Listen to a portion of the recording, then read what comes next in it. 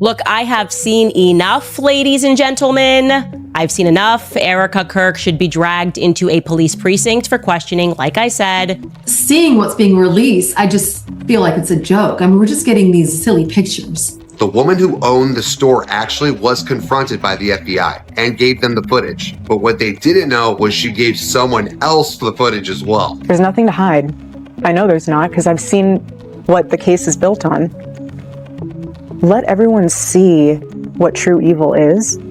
Let everyone see and know. So, someone high up in the FBI has allegedly given the order to have Tyler Robinson taken out. And apparently, Candace Owens has the emails to prove this. With Tyler Robinson's trial fast approaching, whispers circulating in TPUSA circles are saying that Erika Kirk and other key players are in panic mode. Why? Well, according to Candace, Tyler Robinson did not kill Charlie Kirk. And if that's true, then it means that Charlie's real killer or killers are still out there, roaming free. But if Tyler ever makes it to trial, all those secrets are going to come out. And that's what they're really terrified is going to happen. That's why they need to tie up loose ends. Now everyone's asking, if Erika really knew something was coming, how early did she know?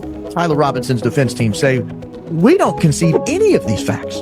In fact, we're going to require them to prove every single fact relevant to the charge beyond a reasonable doubt. Now that we're getting closer to Tyler Robinson's trial, Candace Owens is applying pressure to make people pay attention to the facts of this case. The actual facts, not what the FBI or Erika Kirk's PR team so desperately wants everyone to believe. And as you guys know, Candace doesn't push a theory unless she thinks something's off. Now here's where it gets strange. People only started paying attention after Candace made this tweet some days ago, where she called for Erika and all parties involved to get brought in for questioning. But it wasn't that part that got people talking. It was what she said before it. Every journalist in America should be covering the fact that Erika Kirk's assistant was slated to be a UVU and she was pulled back because Erika's best friend sensed danger. That line stopped people cold. If Erika's best friend sensed danger hours before the shooting ever occurred, does this mean Erika already knew that something was going to go down? Also, does this mean that other people in Erika's circle knew about it? Because if y'all know anything about Candace, it's that she doesn't drop these little snippets unless she's got real smoke to back it up, and if her history is anything to go by, then whatever Candace has in the vault could be damaging not just for her, but also to everyone in her circle who knew about this. Now here's why this hits extra hard. Candace has been suspicious about Erika and the FBI since day one, and she always made this clear. From day one, she never believed the official story that Tyler Robinson was just a deranged gunman acting alone. The moment Tyler was indicted, she put this message up on her IG story. The indictment against the person who unalived Charlie has just been released, and this very much feels to me that we are getting part of the story, but not the full thing. That last part, where she said we are not getting the full story, it stuck out. But Candace didn't stop there. She continued using her podcast to call out the inconsistencies in the official story. For example, how did Tyler know exactly where to set up to be able to get a shot as accurate as that from such a long range? Did someone inside Charlie's team slip him a copy of the tent's layout? Also, there's the trans roommate and lover angle, which Candace also thought was a distraction. And the most important part of this whole equation, the murder weapon, also didn't add up. The gun was supposed to be a vintage from World War II. However, the actual gun law enforcement presented looked way too modern to be from that era. The whole thing just felt too clean to be a total coincidence. But this is where the story shifts, because Candace's biggest question became, why was Erika so ready to accept that story and even say she forgave the killer? To Candace, it felt like Erika was trying to play up the forgiving Christian angle to get people to stop asking questions about Tyler Robinson. But here's where it gets even darker. Candace didn't get confirmation of Erika's collaboration with law enforcement higher-ups until she got a tip from a former military staff member called Mitch Snow. Mitch described seeing someone he was almost 100% sure was Erika at Fort Huachuca just days before Charlie died. The head of security there,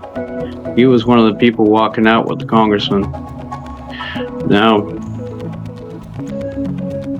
how would I know that? I just have a gift for recognizing people. And according to him, Erika, Charlie's head of security, Brian Harpole, and high-ranking law enforcement and military officials were attending what seemed to be a high-stakes meeting. Now, he didn't know exactly what was discussed at that meeting, but the timing cannot be ignored. How do key TPUSA members end up in a senior-level meeting at a military base just days before Charlie gets horrifically attacked and loses his life in broad daylight? Mind you, it later got revealed that Brian Harpole had dropped the ball when it came to Charlie's security on the day of the shooting, which partly gave the shooter a loophole through which they attacked Charlie. Harpole himself admitted that he had noticed multiple security gaps in the location days before Charlie was scheduled to speak there. He tried to lay the blame on law enforcement, claiming that they were the ones who didn't do their jobs. However, Charlie trusted Harpole to have his back. So, if he had even the faintest idea that Charlie might have been in danger, why wouldn't he tighten security or at least reschedule the event till police could help? The more Candace uncovered, the more it seemed like those closest to Charlie have been the ones sabotaging things from the beginning. As if that wasn't already bad enough, Erika and her team's response to all of this has been to try to frame the narrative to fit their own agenda. Erika literally went on an interview and claimed that she had reviewed the case and knew without a doubt that Tyler Robinson was her husband's killer. To have seen the autopsy report, to have seen the different evidence portions that have been collected,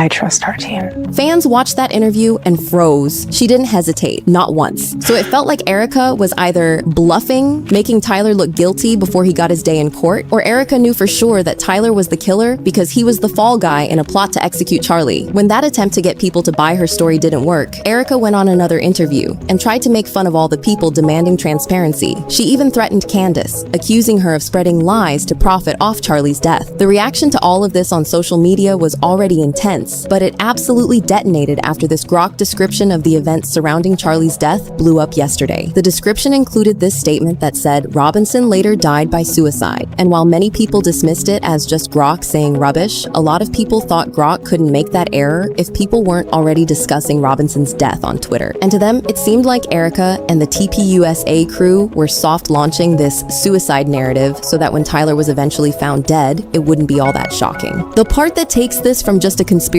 to something more sinister is that Erika isn't even trying to hide the fact that she's trying to influence the Tyler Robinson trial anymore. And to people watching the whole thing play out, it seemed like Erika wanted the trial to go her way, not expose the truth, which is supposed to be the purpose of the trial. The first move Erika made that raised red flags was her asking for the trial to be fast-tracked because she couldn't wait to get justice for her husband. Now, it is well within her rights to ask for this, but by that point, people weren't paying attention to that anymore. They were concerned about the fact that Erika had already concluded Tyler Robinson was guilty before the trial, and with no real evidence that he actually committed the act he was accused of. That kind of hasty conclusion seemed more like Erika wanting Tyler to get locked up as soon as possible than about justice. Some even went as far as suggesting that the real reason Erika was demanding to have cameras in the trial was so she could milk it for sympathy and make it look like she had nothing to hide while playing other games in secret. We deserve to have cameras in there. Why not be transparent? There's nothing to hide. I know there's not, because I've seen what the case is built on.